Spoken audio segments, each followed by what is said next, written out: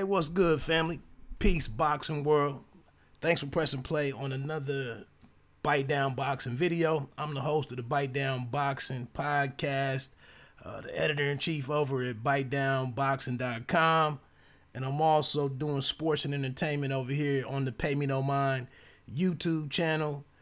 Quick note, obviously you see the title, so you know what I'm getting ready to get into. Just had to speak my piece on this situation with the brother Terence Crawford, kind of getting dragged a little bit. What's new? And that's kind of the reason why I had to speak on it. Hold up, trying to make sure I got something going on here. Just want to see if the chat is working real quick.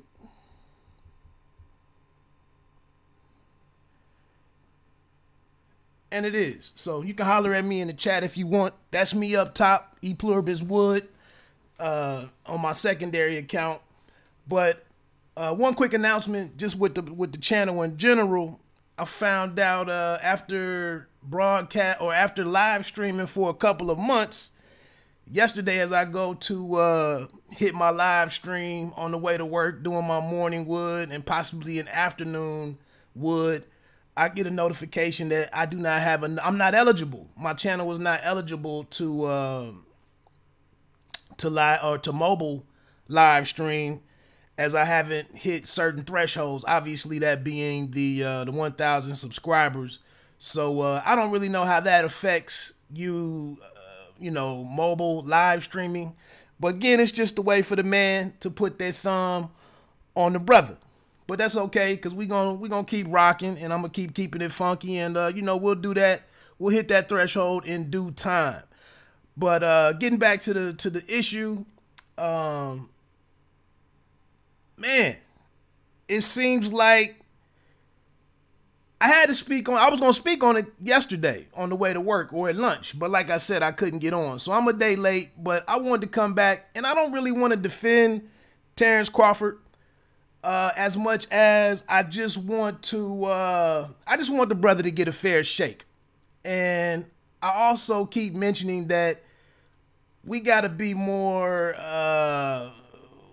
we got to hold some of the people out here parading themselves and, moving as the news, when it's really just views. It's really just someone giving their view.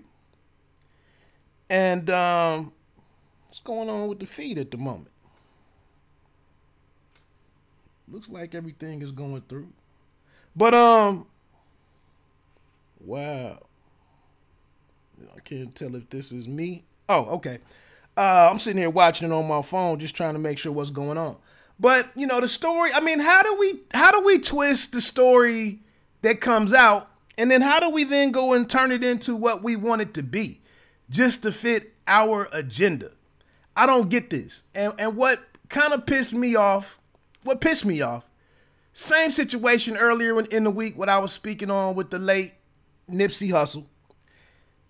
Why can't we love each other out in public? Why do we have to to assassinate brothers' characters and tear down other brothers simply because they have a different view or they're moving differently than us?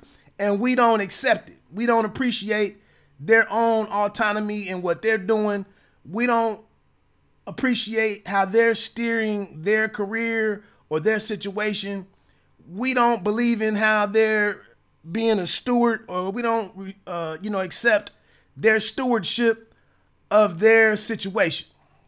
And instead of attacking Bud's intelligence in this matter and publicly questioning his intelligence, how about show some empathy that if this was all against him, if he was left holding his bag of $520K, why wouldn't the knee-jerk reaction to be concerned about how this affects or impacts Bud and his family?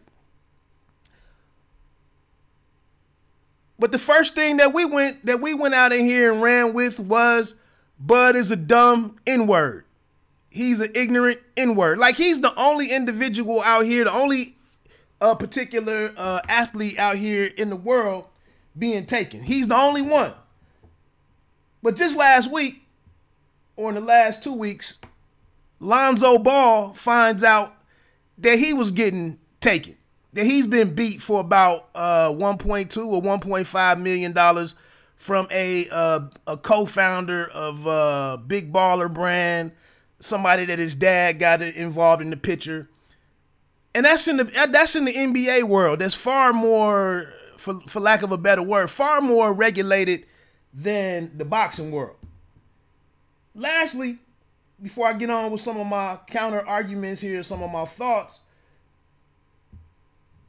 it's just shameful to me for some individuals and some outlets, some reporters, some journalists to be around boxers and fighters in the capacity or as often as with the frequency that they are, and to get a better understanding of these individuals and know what they're like off camera, outside the ring, and to constantly attack them on their intelligence. I've been around several fighters. I've talked and discussed things with several fighters. And you get in, and at different stages in their boxing career, their fighting career. And you get an understanding really how vulnerable these guys are. And I don't want to call them dumb. I wouldn't call any of them dumb. Maybe just, you're just told to go be a fighter. Go get in the gym, get better, stay prepared, stay ready. Trust us to do our job. You do your job.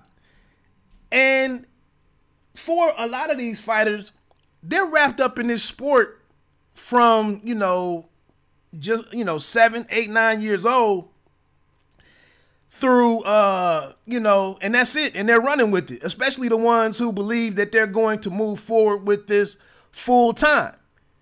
And they don't get all of this information. They don't get all of this they don't get this well-rounded view of the world.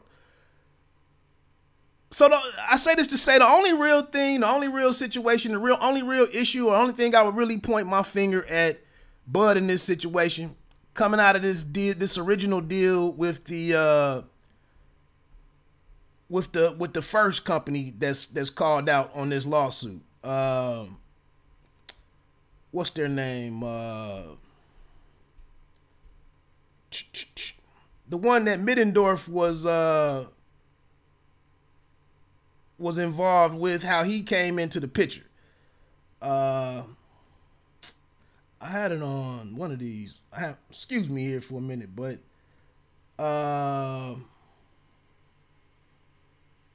TKO. I'm sorry, TKO Boxing Promotions, which introduced Middendorf into the situation. As it's on BoxingScene.com.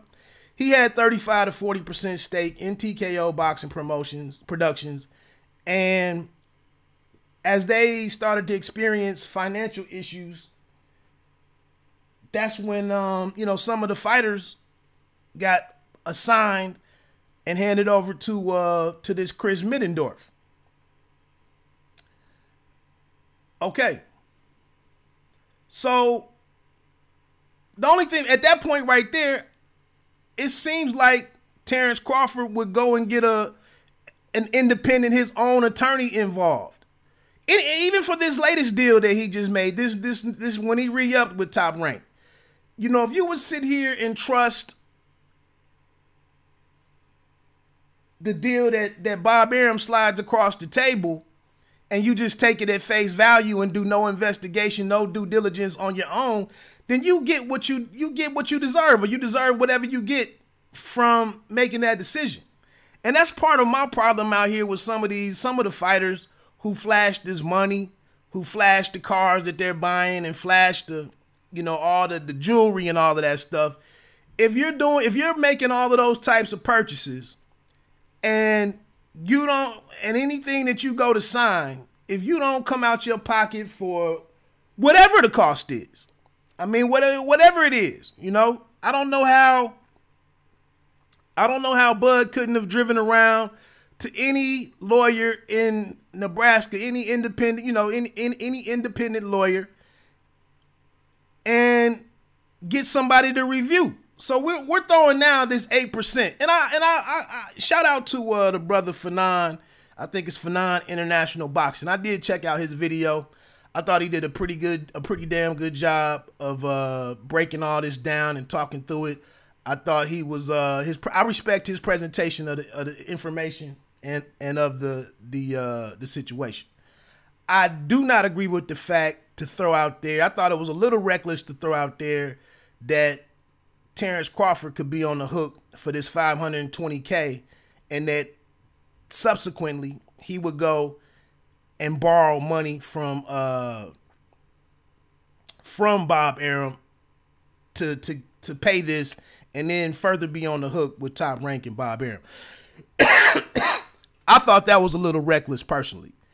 And I don't know how we would disregard the fact that the settlement calls out Top Rank as being on the hook for that money. So I don't know how we transfer the responsibility to make Chris Middendorf and Middendorf Sports. I don't know how we transfer that responsibility solely to Terence Bud Crawford. I believe the promoter pays everybody out. And it's even, if you go over to the boxingesquire.com site, who he's this cat, Kurt Imhoff, he's an entertainment attorney, sports and entertainment attorney and boxing manager based in NYC. And he has this blog on at www.boxingesquire.com. And he lays all of this stuff out here. He also has the court findings, if you want to go read through that, and conclusions of law. It's called out in the court findings where there's a history of Top Rank paying Middendorf Sports what they were owed.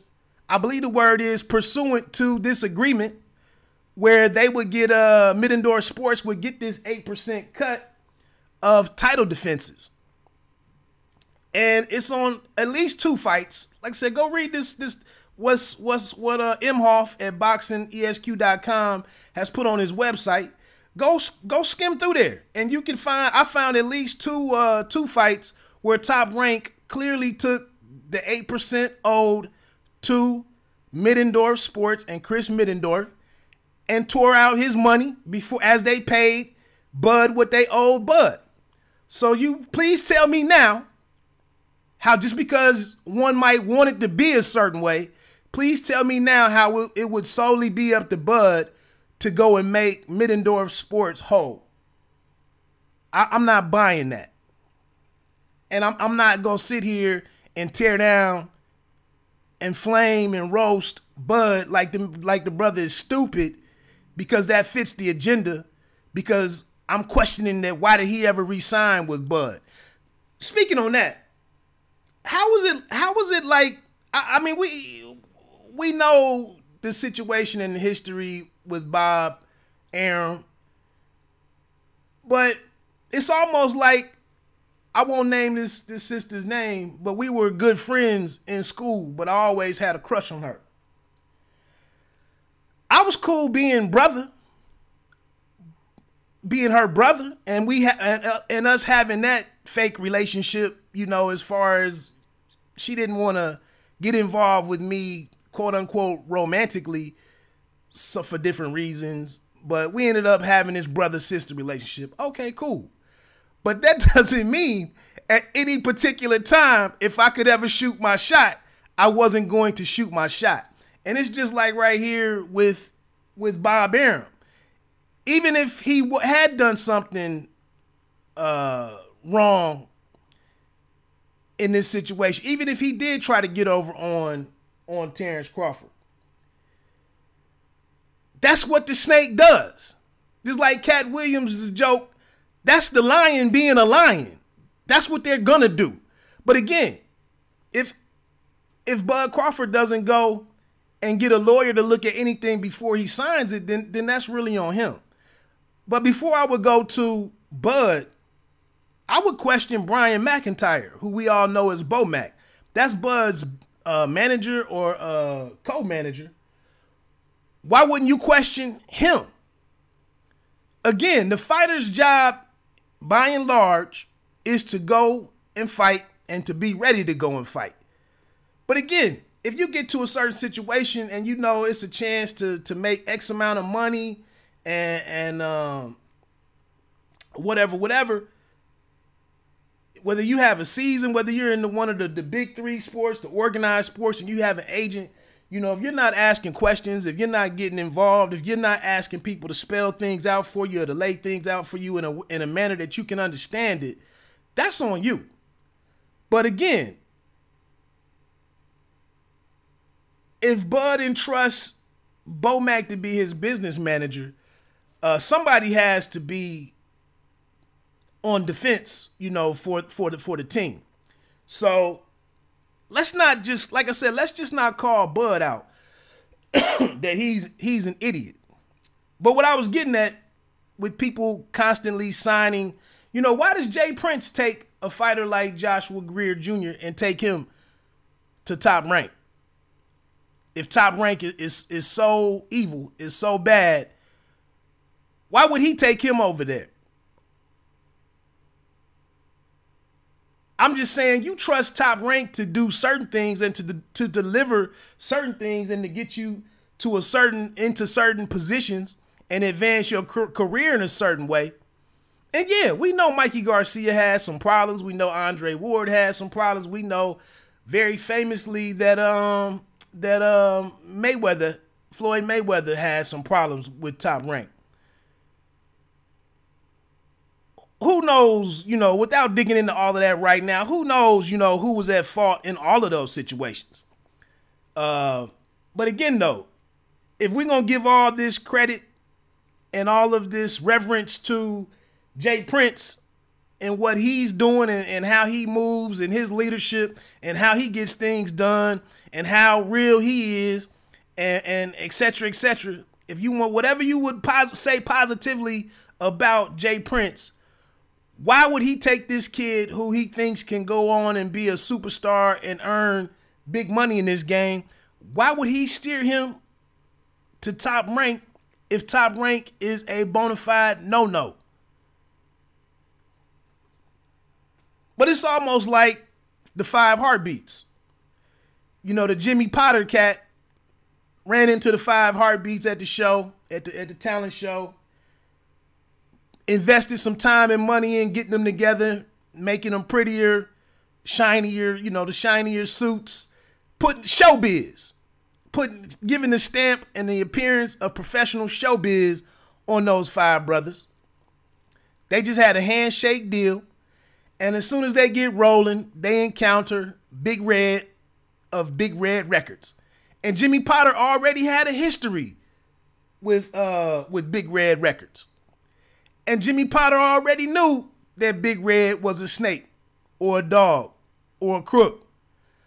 But when it was time to sign, when it was time to take the show on the road and really start getting money and earning money, what did he do? He signed with Big Red. And consequently, at the end of the movie, Jimmy Potter had an issue with his brakes or something. They did something to his car and got him out of the way. And then, you know, Big Red was in position to do what he wanted to do with the 5 Heartbeats. So, again, I'm just saying, we can say all we want and point the finger at Bob Arum and Top Rank, but it is what it is. Another thing, how could we put the blame all on Terence Bud Crawford? How can we point the finger at him and not question in some of our videos that are out here? How can we not question Top Rank with that track record that's out there, that we all know? Last year, I believe it was, they just got into a situation in trying to pick up or acquire another asset in super middleweight champion David Benavidez just last year. and they got into a situation where it was 250K. I believe it was nah, I can't get back to the screen that I was on. But anyway, this Billy King cat was the middleman, supposedly, but promoter Lukowitz, I believe it was, what's his name? Sam Lukowitz. Yeah, Samson Lukowitz, I'm sorry, of Samson Boxing.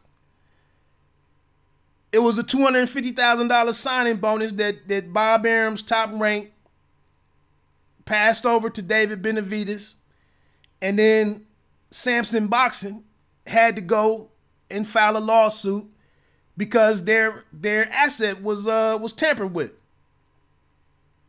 or their agreement with him was interfered with. So again, Top Rank is not, clean-handed. They're not the innocent,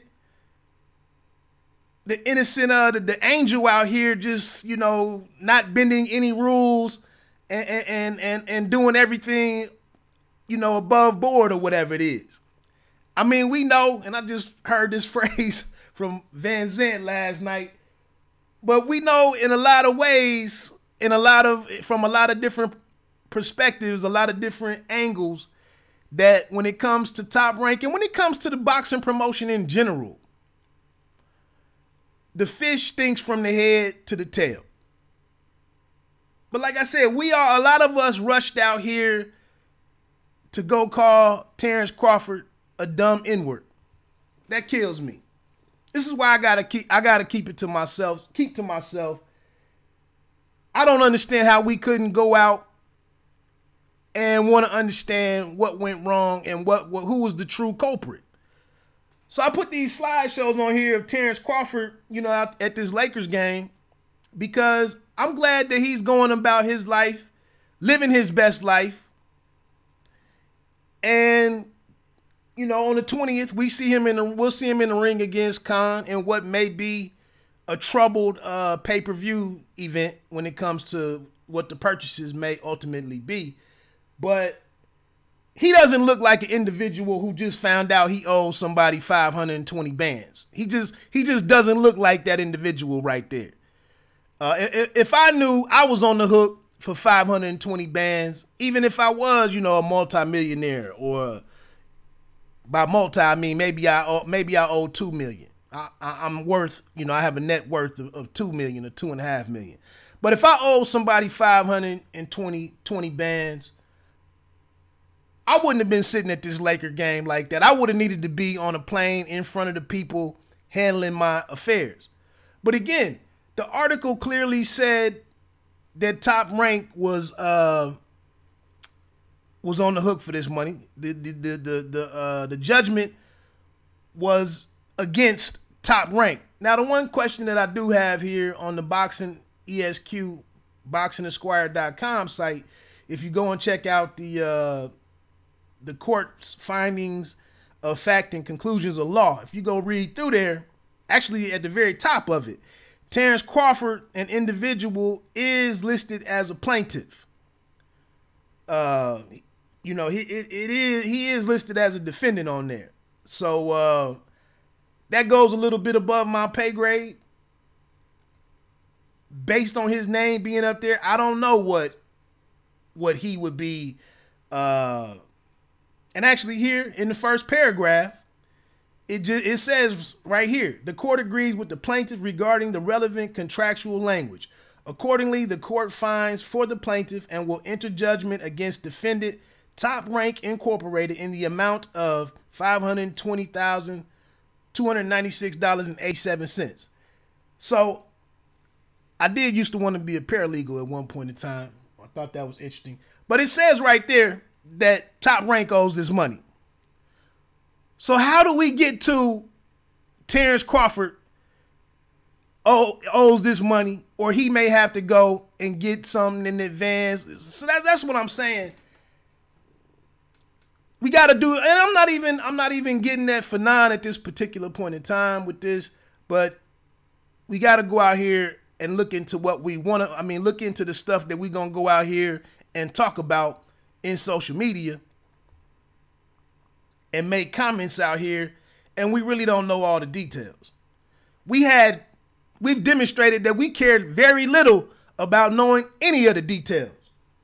We just want to go troll, talk our trash, hate on somebody else, tear somebody else down, because that's what we do. That's what we do. Last thing before I get on off of here. Like I said, we've made Terence Crawford. He's public. It's open season on Terence Crawford for a lot of brothers. And a lot of it stems from the situation of, I favor Errol Spence Jr. versus Terence Crawford, so I like nothing about Terence Crawford.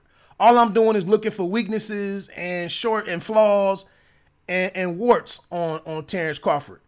He didn't sign with the PBC, so I have no respect for that brother. I don't like that brother. I dislike that brother. Basically, in so many words, I hate that brother because he went and did what he did. I know nothing about that situation. I consider nothing about his decision-making in sticking with Bob Arum and Top Rank versus going over to the PBC. I know nothing about that because I do nothing in boxing. I've never fought anybody. I've never tried to position myself in the rankings. I've never done nothing in this game. I sit here and I watch fights and I get on my keyboard, and this brother was dumb as hell. He was dumb AF for staying where he started or what helped him get to where he is, and not trusting one of the titans in boxing promotion. He's a sucker. Straight up sucker. That's how it is. But we give all this credit without any question. We give all of this credit to the PBC and the brothers who are over on the PBC. And I'm not even hating on the PBC. But I question, I can't help but question, because I guess I'm inquisitive in nature, but we give all these cats all this leniency, and they're bosses, and they're doing boss stuff, they're making boss moves, they're real ones, they're real inwards, etc., etc. Because a couple of them have promotion, they're getting promotional credit basically for these events. We got About Billions Promotions, we got DSG Promotions, we have Bomb Squad Enterprises. Recently, my man Jared Hurd just announced, that he has Swift Promotions. That's apropos because May 18th, I believe, or is it May 11th? Maybe May 11th. Jared Hurd is going to be facing he's having his first homecoming fight with J-Rock, and it's in Fairfax, Virginia, which is near to Jared Hurd's hometown. I believe that's Accokeek, Maryland. I don't think that's in Virginia, but it's in the DMV area. So Al Heyman, and part of his tutelage of these young guys, his advice, the way that he's advising these guys, he's giving these different dudes promotional credits on these events. Great. Love that. Helping these guys get established with their, on the business side of this thing. Great. That's wonderful. But again, I'm not stupid. And I'm not willing to overlook what I see and what I'm reading.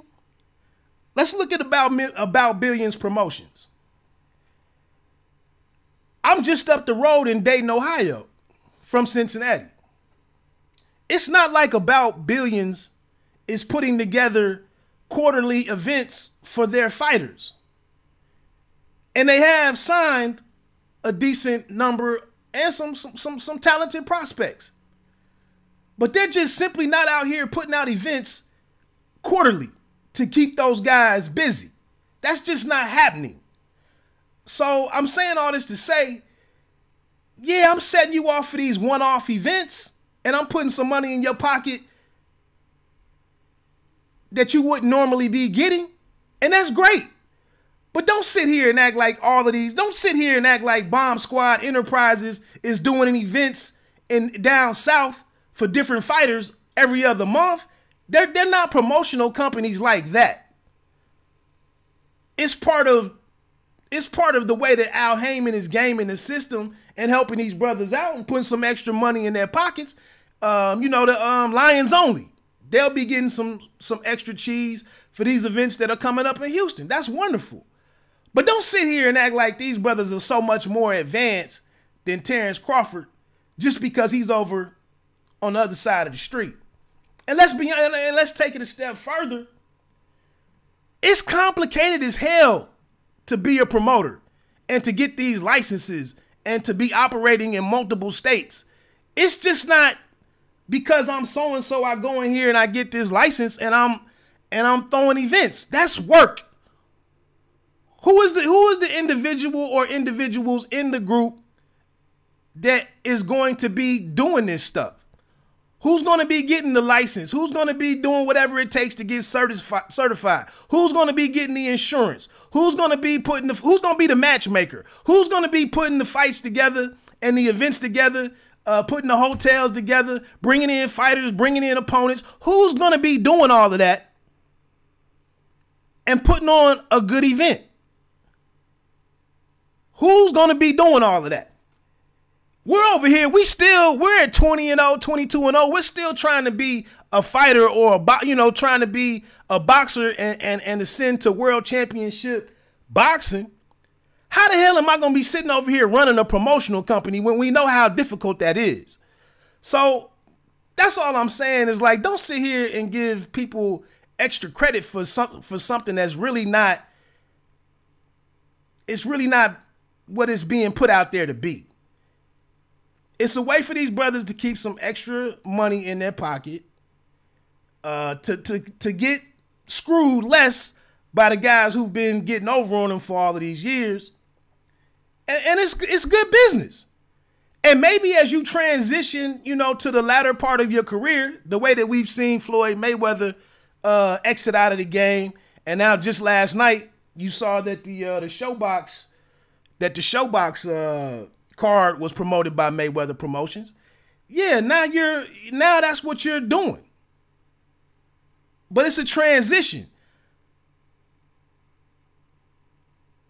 But again, when you go back and look at these articles and look at who's putting these events together, a lot of times it's this TGB Promotions is the one that's doing all of the heavy lifting. They're the ones that making sure everybody has an opponent, making sure that the A-side guys don't get ambushed by some opponent that they bring in from somewhere and takes out, a prospect that they had big plans for. It's a different entity that's doing all of that. So don't sit here and tear down Terence Crawford like he's an ignorant brother. I don't know why the hell we gotta pick, like, we can't rock with both Errol Spence Jr. and Bud Crawford.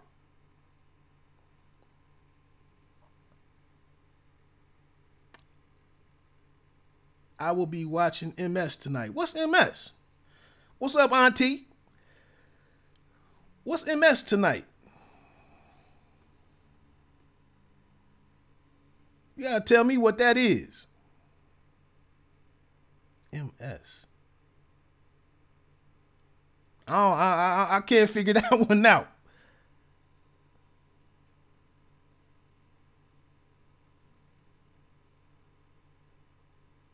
Well, if you put it up there, I'll respond to it. So I was getting ready to get on off here. Actually, I've been on here about 20 minutes longer than what I wanted to be, but I was running through a couple of different things. Yeah, where was I?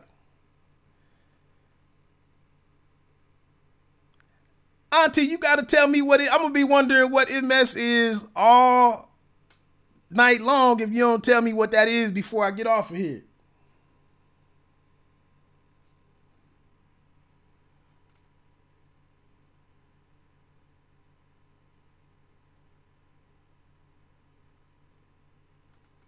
I guess really quickly before I do exit, see if my auntie respond real quick. Just some quick thoughts last night on the Mayweather Promotions showbox.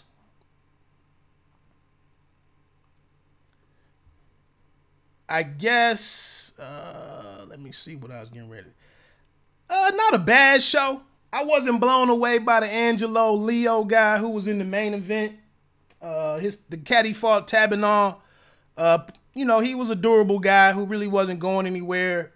I thought at different points in times with some of the volume that Leo had landed, while he might not have been able to knock out Tabinall, he maybe could have overwhelmed him where the referee stepped in and stopped it just because, you know, an accumulation of punches and whatnot. So I did think it was a way for him to get a TKO if he forced the issue.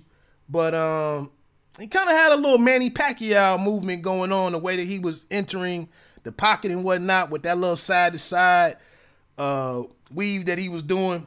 But I wasn't overly impressed with him.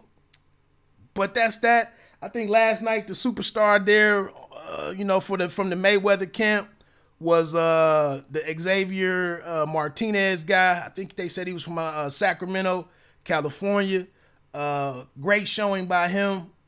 John Moralde, I believe, was the cat that he fought. Just in comparison, and I'm not pulling it up, but I know Jamel Herring out of Cincinnati by way of Coram, New York. I know that Herring was fought Moralde within the last 2 fights, and I think they went some rounds, at least 4 or 5 rounds. And so the way the commanding performance that Xavier Martinez put in against Moralde last night just gave me a better idea of maybe how close Xavier Martinez really is to, you know, getting a step-up fight or, you know, really firmly establishing himself. You know, basically Mayweather Promotions is looking for their next, you know, their next guy to step forward or next group of guys to step forward and put themselves, you know, on that world-class level. So with a convincing win like that, a dominant performance over a couple of rounds to completely break down, you know, a guy who was intended to go some rounds and give you some different looks and make you work, for it to be that one-sided, I'm excited to see more of Martinez and where he goes next. And then the opener, I think I left my notes out in the other room in front of the bigger television. The opener, Jamal Dyer from Baltimore dropped one to Andres Cortez. Cortez was another guy who was highly touted, another Mayweather Promotions fighter. Decent win from him. Obviously, that high guard defense that he had and maintained all fight. You know, he did get knocked down by Dyer. And I mentioned some of that ability from Dyer when he was in Columbus a month and a half ago at the DeBella event, the Broadway boxing that was here. I told you they mentioned it on the show that Dyer faced Carlos Dixon out of Louisville, Kentucky. And that's who he fought in Columbus. So that was some of the same stuff that Dyer was able to do and why he was able to get that victory against Dixon. And now I'm sitting here like, I like Dixon a lot better against the Cortez cat last night. But obviously with him dropping that bout to Dyer, he probably lost out on this opportunity. But it was a solid showing by Cortez. He did land some good shots through some, through some combinations well and took charge, was aggressive. It's a little interesting that he's trained by his brother, just listening to the instruction that his brother was giving him and whatnot. But all in all, it was a so-so night for Showbox in a way. Not a horrible show, but I'm not sure. Like I said, Leo, I'm not sure he really elevated himself. He's definitely not must see just yet. But you know, he gets the victory and he moves on. So that's always key. As far as the Cortez cat, I could see some other prospects giving him some good work. So I think he needs, even though he got a win and it was a wide decision, that's nothing for him to get too big-headed over. You know, he still needs to improve, get back in the lab, and come back with a couple of things addressed. But look, man, let me get on off here, get into my day. Like I said, I just had to come on here and speak my piece on the Terence Crawford situation. And we need to quit assassinating that brother and IQ shaming that brother in public. You know, I don't know why it's open season on the brother just because he's not a PBC fighter. But I'm going to be out here basically staying neutral and, like I said, with Bite Down Boxing, keeping class first in boxing. So let me get on off of here. Thanks for everybody that joined in the chat, the 2 or 3 people that was out there, my auntie who left this mysterious chat up here. Let me go figure out what the hell MS is. But everybody have a great weekend. Enjoy this Final Four situation. I told you I'm rock. I think Auburn could win it all if they stay hot. But I'm a rock with Sparty and Coach Izzo up there. Keep it in the Midwest.